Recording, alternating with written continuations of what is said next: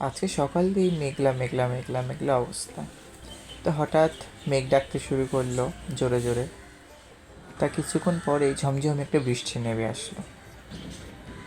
তো আমি জানলা থেকে দেখলাম যে হ্যাঁ, একটা বৃষ্টি পড়ছে, জোরেই বৃষ্টি পড়ছে। তো আমি সেরকম কিছু আর ভাবলাম না, তো আমি আবার শুয়ে পড়লাম, ফোন দেখছিলাম। তো হঠাৎ আমার দিদি দিদি চেল্লাতে রাখলো, হুবাই তাড়াতাড়ি বাইরে আয়, দেখ শিলা বৃষ্টি পড়ছে, বরফ পড়ছে।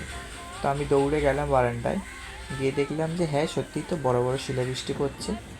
তো যথারীতি দাঁড়িয়ে একটু ভিডিও করলাম, দাঁড়িয়ে দাঁড়িয়ে একটু দেখলাম সবাই বৃষ্টিতে ভিজছে, আর খুব বড় বড় বরফ পড়ছিল। তো দিদি বললো ছাতাটা নিয়ে নিচে যা, গিয়ে ছাতাটা খুলে দাঁড়া, দেখ বরফ পড়বে।